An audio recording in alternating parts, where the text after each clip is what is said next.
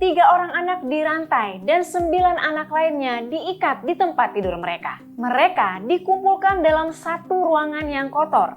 Makan hanya 1 kali dalam sehari, mandi pun hanya 1 kali dalam setahun. Hai para warga, di episode ini gue akan bahas tentang keluarga Turpin. Di mana orang tua keluarga ini tega membuat hidup anak mereka sengsara selama bertahun-tahun. Gak pakai lama, yuk kita mulai ceritanya.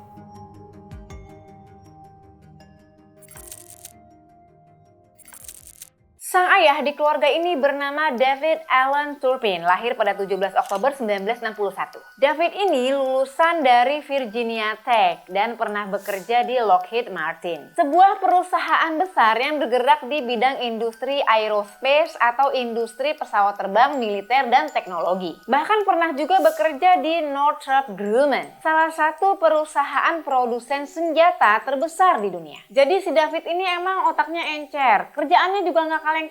Bisa dibilang sukses lah si David ini. Sedangkan istrinya, Louise Ann, lahir pada tanggal 24 Mei 1968. Mereka berdua ketemu waktu Louise ini masih sekolah di Princeton High School, West Virginia. Singkat cerita, mereka kemudian menikah di Pearisburg, Virginia pada tahun 1985. Waktu itu David masih berumur 23 tahun, sedangkan Louise masih berumur 16 tahun. Jadi nikah muda nih mereka berdua. Dari tahun 1988 sampai dengan 2015, mereka dikaruniai 13 anak. Mungkin mereka ini orang tua yang menganut paham banyak anak, banyak rezeki.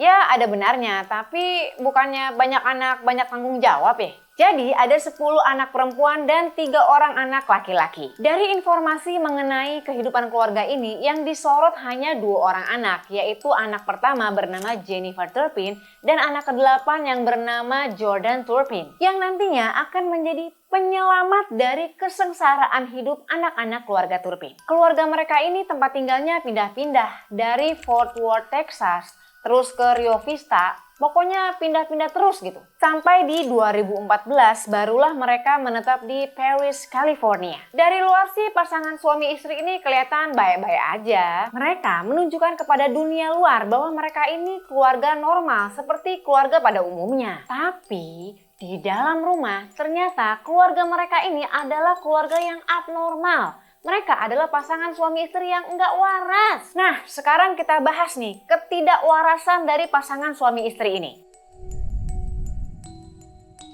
Pada tanggal 14 Januari 2018, 911 menerima panggilan dari anak ke-8 keluarga Turpin, yaitu Jordan Turpin. Jordan yang bercerita seperti orang linglung menceritakan bahwa dia sudah kabur dari rumahnya. Di situ dia cerita dia tinggal sekeluarga 15 orang dalam satu rumah. Nah, yang menjadi perhatian dari panggilan telepon itu karena Jordan bercerita orang tuanya sudah menyiksa dirinya dan juga saudara-saudaranya. Dari panggilan telepon itu singkat cerita datang deh polisi buat sidak itu rumah. Pada saat mau diperiksa, David dan Louise ini tidak mengizinkan polisi untuk masuk ke dalam rumah. Mereka menyangkal kalau mereka udah menyiksa anak-anak mereka. Tapi karena terlihat makin panik dan mencurigakan, polisi makin yakin nih, wah ini sih kayaknya ada yang gak beres nih. Roman-romannya ada yang disembunyiin. Polisi pun akhirnya mendesak masuk. Nah, pas masuk, petugas polisinya sampai heran, itu rumah berantakan banget. Sampah di mana-mana.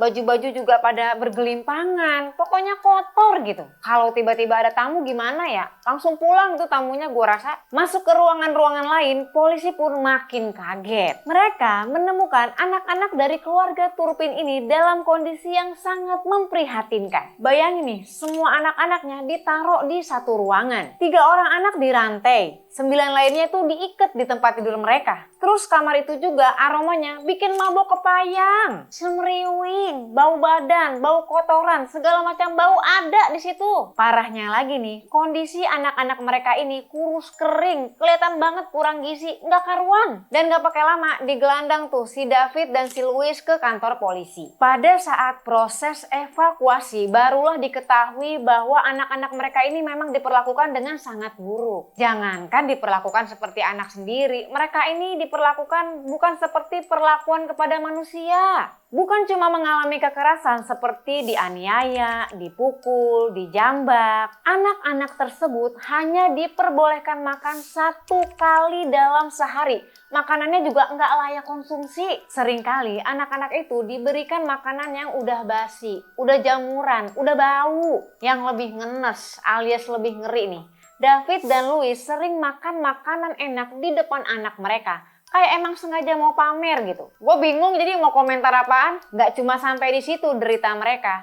Mereka ini juga nggak diperbolehkan untuk memakai kamar mandi. Mandi cuma boleh sekali dalam setahun. Kebayang nggak mandi cuma 1 kali dalam setahun? Gatal-gatalnya kayak apa coba itu? Itu keringat sama daki yang nempel kudu digosok berkali-kali tuh ya. Yah, jangankan mandi. Cuci tangan aja jarang-jarang. Cuci tangan nggak boleh lewat dari pergelangan tangan. Kalau lewat dari situ, orang tua mereka akan menganggap hal itu adalah pemborosan air. Jadi udah bisa kebayang nih ya gambaran kehidupan anak-anak Turpin seperti apa. Mereka hidup di dalam satu ruangan. Mereka makan di situ, mereka buang air di situ, semuanya di situ. Pokoknya campur aduk, makanan dan kotoran jadi satu. Mereka mendekam aja di situ. Nggak sekolah, nggak kemana-mana. Nggak ada obat sih si David sama Louis Turpin ini ya. Kayaknya orang gila juga nggak gitu-gitu amat sama anaknya. Setelah diperiksa lebih lanjut mengenai kondisi anak-anak tersebut, hasilnya mereka mengalami malnutrisi, kekurangan gizi kronis. Dan dalam beberapa kasus, tumbuh kembang mereka terhambat. Sampai dinyatakan juga bahwa mereka mengalami kerusakan syaraf. Anak-anak tersebut juga kurang memahami konsep dasar kebersihan diri. Beberapa bahkan nggak tahu apa itu kedokteran atau polisi. Nggak heran waktu si Jordan nelpon 911, dia bicara kan kayak orang linglung tuh. Ditanya juga kan sama polisi, kamu pernah berobat nggak? Kamu pernah minum pil nggak? Si Jordan kan malah bingung. Dia ngejawab, berobat itu apa ya? Pil itu maksudnya gimana sih? Terus polisi nanya lagi, emang rumah kamu di mana? Si Jordan jawab, aduh saya nggak tahu pak, saya kan nggak pernah kemana-mana, saya nggak tahu di mana ini. Aduh, tapi untung aja ya polisi bisa ngelacak lokasi itu. Ya wajar sih si Jordan begitu, pasti syarafnya juga udah keganggu. Bukan cuma itu, pihak berwenang aja nih mengira beberapa anak masih di bawah umur karena perawakan mereka yang emang kecil. Diketahui berat badan mereka jauh di bawah rata-rata. Sampai-sampai mereka semua kelihatan kayak anak-anak. Padahal 7 di antara mereka sudah berumur di atas 18 tahun. Bahkan Jennifer yang umurnya udah 29 tahun aja beratnya cuma 37 kilo. Barbel aja ada yang beratnya 50 kilo ya.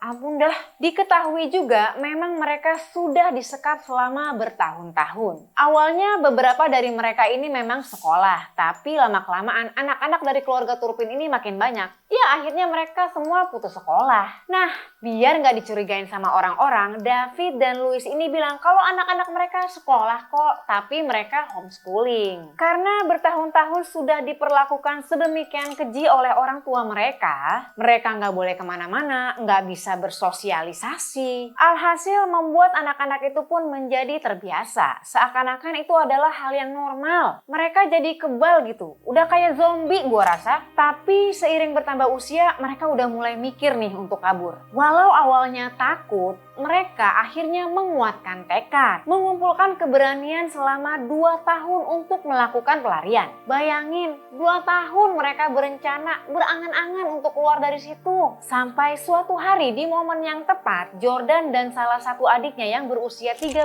tahun kabur lewat jendela. Sayangnya adiknya yang berumur 13 tahun ini balik lagi ke rumah karena takut. Untung aja si Jordan udah sempat menghubungi 911 ya. Ya ampun, ini cerita lebih-lebih dari sinetron ya. Dari situlah kisah penderitaan mereka di rumah horor itu pun berakhir. Nah, sampai di sini mungkin para warga banyak yang bertanya-tanya, kenapa sih si David dan Louis ini bisa jadi orang tua yang kagak waras? Jadi, ada ceritanya nih. Setelah ditelusuri, ternyata Louis ini punya masa lalu yang kelam. Sejak kecil, dia sudah mengalami pelecehan seksual oleh kakeknya sendiri. Dan korbannya itu bukan cuma Louis, tapi ada juga saudara perempuannya lain yaitu Teresa dan Elizabeth. Mereka ini dijual oleh sang ibu yang bernama Phyllis. Mereka dijual bukan cuma kepada sang kakek, tapi juga kepada predator lain demi mendapatkan uang. Jadi si Louis ini emang mentalnya udah rusak. Mungkin dia mikir nih, Ya emak gua aja ngejual gua aja diperlakukan begitu. Ngapain juga gua mesti jadi ibu yang baik? Mungkin gitu kali dia pikir ya. Dia mau balas dendam apa bagaimana sih? Nah, lanjut ceritanya, setelah mereka ditangkap, proses hukum pun berjalan. Jaksa penuntut mengatakan bahwa kejahatan mereka adalah kelalaian orang tua. Mereka pun mendapatkan 12 dakwaan termasuk penyiksaan dan pengurungan. Dan diketahui juga bahwa David melakukan pelecehan seksual kepada anak-anaknya. Tapi di pengadilan mereka mengaku tidak bersalah. Saudara Louis yang bernama Teresa, yang tadi udah gue ceritain sebelumnya, dia nggak menyangka kalau Louis ini bisa sedemikian kejam kepada anak-anaknya. Memang sejak menikah, si Louis ini membatasi diri dan udah nggak mau lagi tuh ketemuan sama keluarga besarnya, termasuk sama si Teresa. Tapi sebenarnya Louis dan Teresa ini masih berhubungan lewat telepon. Nah, kalau ditanya soal kondisi anak-anaknya, Louis ini pura-pura aja gitu, mengalihkan pembicaraan. Sebenarnya sih terasa janggal ya, tapi Teresa ini tetap mikir, kayaknya mereka baik-baik aja kok. Karena mereka juga pernah terlihat bahagia.